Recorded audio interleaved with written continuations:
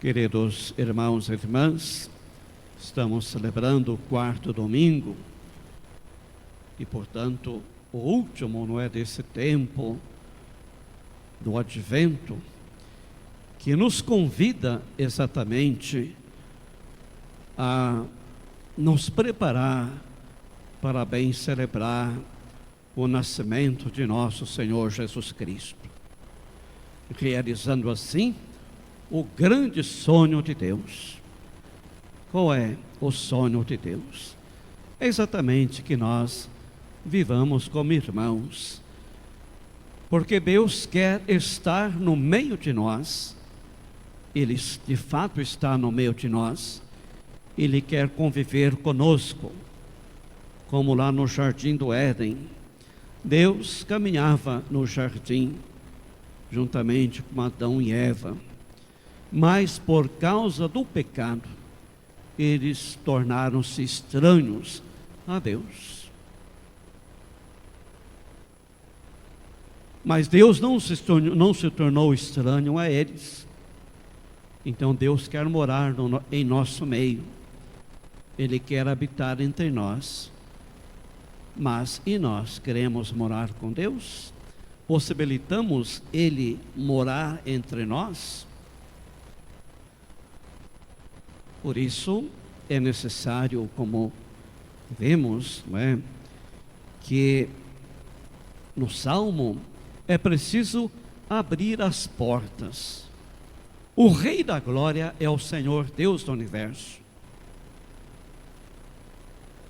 É o Senhor onipotente. Abrir as portas para que Ele possa entrar. Olha, esse é o grande convite. É o grande desafio para nós nesse tempo do Advento. Abrir as portas para que o Senhor, o Rei da Glória, possa entrar. Será que nesta caminhada desse tempo do Advento, nós abrimos a porta do nosso coração para acolher Jesus? Lembrando que essa porta, ela não tem a tranca por fora, mas é por dentro. Quem abre, decide abrir ou fechar, somos nós. Deus não vai arrombar o coração de ninguém para que Ele possa entrar. Por isso nós temos que abrir a porta do nosso coração. Muitas vezes é ainda empedernido pela falta de fé, pela prepotência, pela maledicência, de modo que o nosso coração está cheio de muitas coisas que não agradam a Deus, que não agradam à igreja. Por isso o tempo do Advento é o tempo de nós fazermos uma varredura, como nós fazemos, muitas vezes nos nossos computadores, fazer uma varredura para extirpar os vírus que ali estão, que às vezes são piores que o vírus da Covid-19, que destrói, que ataca, que mata, que expulsa, que divide, que rompe a comunhão. O tempo do Advento é para isso, para fazer uma varredura, não na vida do outro, mas na vida e no coração de cada um de nós, e usar um antivírus prepotente que possa destruir para sempre este mal, que é a nossa sinceridade, que é a nossa oração, que é exatamente a nossa proximidade e comunhão com Deus e com os irmãos. Este é o antídoto que mata o vírus. E por isso, então, somos convidados exatamente a abrir as portas do nosso coração para que o Rei da Glória possa entrar. Senão Ele não entra. Ele não pode entrar se nós não abrirmos a porta. Por isso, a primeira leitura do profeta Isaías, ele fala, para Acaz, o profeta, Pede ao Senhor teu Deus que te faça ver um sinal, quer provenha da profundeza da terra, ou quer venha das alturas do céu. Mas Acás respondeu: eu não pedirei e nem tentarei o Senhor. Acás não quis pedir um sinal, exatamente porque ele não confiava em Deus, exatamente porque ele confiava no poderio do exército da Síria, que estava para invadir o território judeu. Por isso ele não acreditava em Deus, mas acreditava na força do exército, porque os assírios eram bons guerreiros, e por isso iam garantir a vitória. Por isso ele recusa pedir um sinal.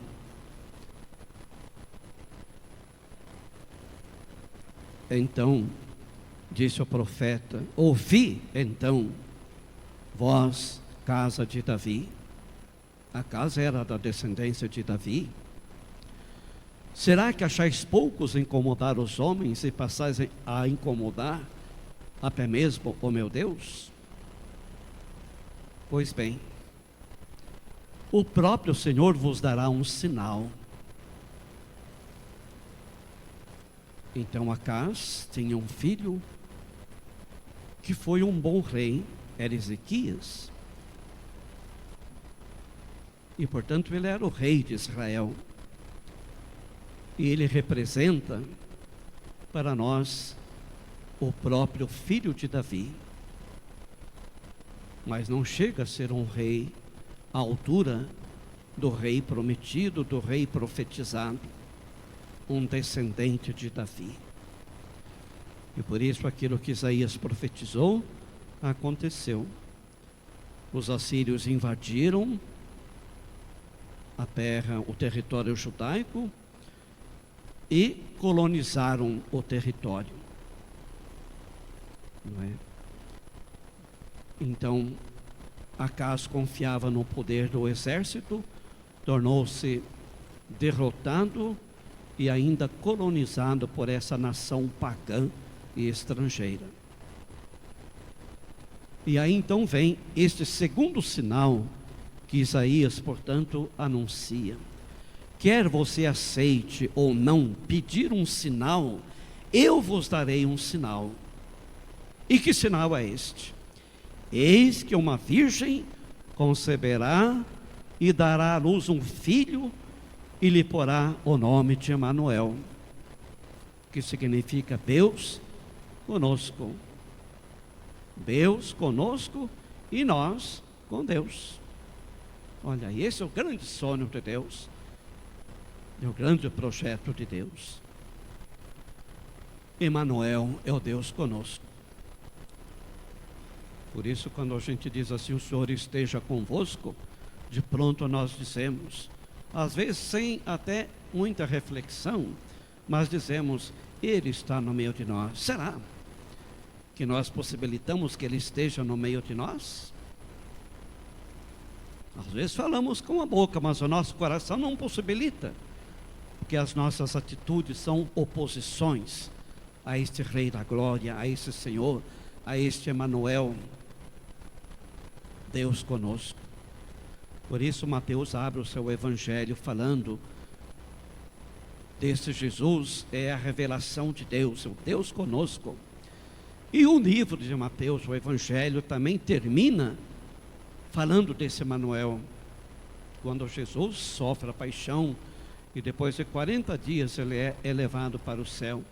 E o que ele diz para os seus apóstolos? Eis que eu envio vocês como cordeiro no meio de lobos, mas não tenhais medo. Por quê? Eu estou no meio de vós até o fim do mundo. Eu estarei convosco até o fim do mundo. Então olha aí a presença do Emanuel. Eu estarei convosco até o fim do mundo. Por quê? Porque Deus é o nosso parceiro fiel. Ele não nos trai, Ele não nos engana, mas Ele é fiel. Eu estarei convosco todos os dias, até o fim do mundo. Então essa é a certeza que nos anima, é a certeza que nos fortalece, porque sabemos que o reino de Deus, ele não está circunscrito numa região, numa porção do povo de Deus, mas ela é muito mais do que isso. Ele vai até o fim do mundo. E é por este reino de Deus que nós devemos lutar, que nós devemos trabalhar.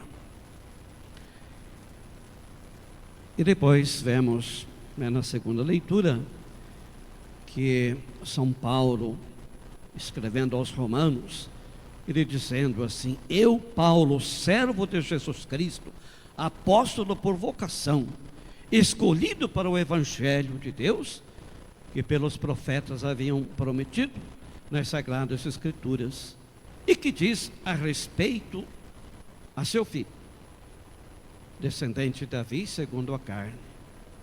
Olha ali, autenticado como Filho de Deus com poder, pelo Espírito de santidade que o ressuscitou dos mortos, Jesus Cristo nosso Senhor. Então é por Ele que nós recebemos a graça da vocação para o apostolado, para a missão. É por Ele. Quem não foi chamado para o apostolado, para a missão, não foi vocacionado, não pode, evidentemente, ser apóstolo, não pode ser ungido. Quem não recebe por vocação esta missão, e nós recebemos esta missão pelo batismo, para sermos continuadores desta obra, a fim de podermos trazer a obediência da fé a todos os pagãos, para a glória do seu nome. Olha aí, rompe-se os muros da separação. Antes, a religião era apenas a religião judaica, restrita num templo ou na sinagoga. Agora não. Agora o Evangelho está espalhado, difundido por todos os quadrantes do mundo, e os pagãos são também incluídos. Por isso, nada de proselitismo, nada de divisões, nada disso. Somos o povo de Deus. Por isso, trazer a obediência da fé, todos os povos pagãos, para a glória de seu nome. E entre estes povos estáis também vós, que era o povo romano, e também nós, aqui, desta paróquia, desta diocese, não é? Também vós, chamados a ser discípulos de Jesus Cristo, discípulos e missionários, propagadores da boa nova do reino. Então vejam, o Evangelho é boa nova. O Papa Francisco escreve, não é, a sua primeira encíclica, não é, quando ele fala do Evangelho Gaudium. O que ele fala? O que significa isso? O Evangelho da alegria. O Evangelho da alegria. Não é? Então o evangelizador, aquele que é chamado para apostolado, ele precisa ser alegre, porque ele está anunciando a boa nova do reino, a alegria do Evangelho. O Evangelho que salva, o Evangelho que liberta. Então o desejo de Paulo também é para cada um de nós, não é? Que a graça e a paz da parte de Deus, nosso Pai, e do Senhor Jesus Cristo estejam convosco. É o que nós fizemos no início dessa celebração, não é? Logo após o sinal da cruz. A graça e a paz. Não a discórdia, não a divisão, mas a graça e a paz de Deus, nosso Pai, e do Senhor Jesus Cristo esteja sempre convosco. Olha aí que coisa bonita. Esta paz que precisa ser duradoura. E depois o Evangelho de Mateus, não é? O Evangelho hoje traz para nós, não é como na primeira leitura, como na segunda leitura, 3 personagens principais. Quem são eles? Maria, José e o próprio Jesus. Olha aí, Maria. A origem de Jesus Cristo foi assim. Maria, sua mãe, estava prometida em casamento a José antes de viverem juntos. Então o casamento se dava para a menina aos 12, 13 anos e para o menino de 14 aos 15 anos. Já acontecia o casamento, né? Era uma promessa, portanto, de casamento. E neste ano, o que acontecia? Cada um vivia a sua vida, evidentemente, mas os pais da futura esposa conheciam os pais do futuro esposo. Então havia um período de conhecimento. Hoje, às vezes, os noivos se casam, mas a noiva não conhece a família do noivo, e muito menos o noivo conhece a família da noiva. Quando não, até são hostis, são inimigos. Aquele que casa entra na vida de uma família. O noivo entra na vida da família do noivo, e o noivo entra na família, portanto, da noiva, para formar comunhão. Então veja como é importante isso, para estreitar os laços, os vínculos de amizade, de comunhão. Então, nós não vamos entrar numa família para dividir a família, mas pelo contrário, nós entramos para somar, E às vezes a nossa grande tentação é dividir aquilo que Deus fez, uma unidade, não é? E só depois de 1 ano é que se fazia uma grande festa para consolidar o casamento. E aí então sim, eles iam viver juntos, não é? E acontece que nesse meio tempo, não é? Ela ficou grávida pela ação do Espírito Santo.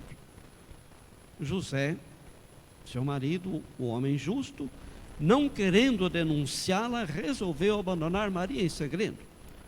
José pensava nisso.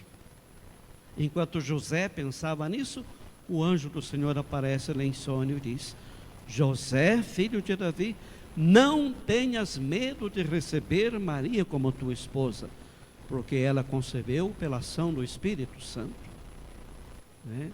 Então Maria não, a concepção, né, de Jesus, do Verbo encarnado, não foi pela ação humana, pela ação do homem, mas pela ação do Espírito Santo.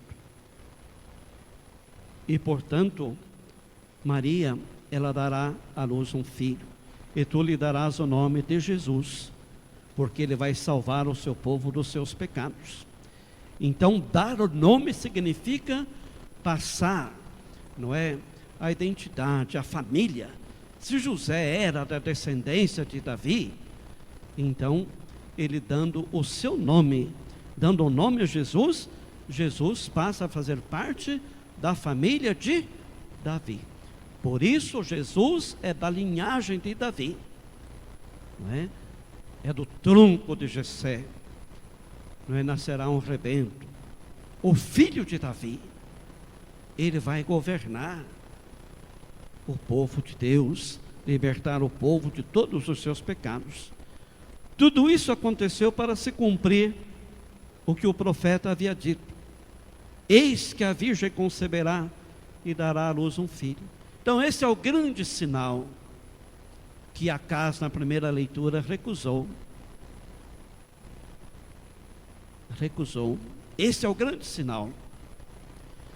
Ele será chamado pelo nome de Emanuel, que significa Deus está conosco. Olha aí. E quando José acordou, portanto, fez exatamente conforme o anjo do Senhor havia mandado e aceitou a sua esposa. Então veja, aí está o início da nossa salvação, o início da história desse Deus que não é somente Filho de Deus, mas que assumiu a nossa história. Por isso Jesus é verdadeiramente Deus. Por quê? Nasceu de Deus, não foi por obra humana. Verdadeiramente Filho de Deus, encarnado no seio puríssimo da Virgem Maria. E verdadeiro homem. Por quê? Porque ele se encarnou, ou seja, ele se fez homem, assumiu a nossa humanidade, se fez um igual a nós em tudo, menos no pecado. Olha ali. Então é a solidariedade de Deus para conosco, a solidariedade de Maria, que também no seu sim aceita este projeto, o projeto de Deus. O sim de Maria é um sim transformador, é um sim revolucionário, porque introduz na história humana a presença do próprio Deus, o Emanuel, o Deus conosco. Então Jesus, verdadeiramente Deus e verdadeiramente homem.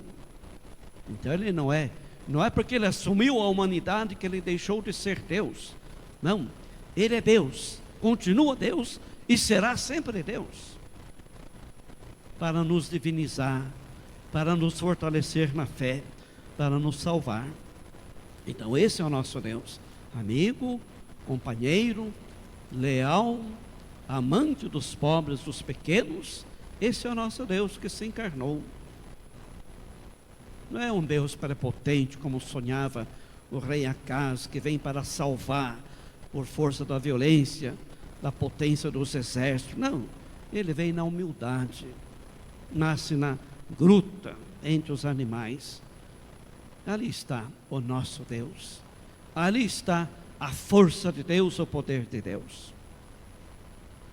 Então que Maria nos abençoe, nos fortaleça nesse término de caminhada do Advento, e ainda há tempo de procurarmos a chave do nosso coração, se porventura tivermos perdido, e destrancá-la, para que o Rei da Glória possa entrar e em nós fazer a sua morada.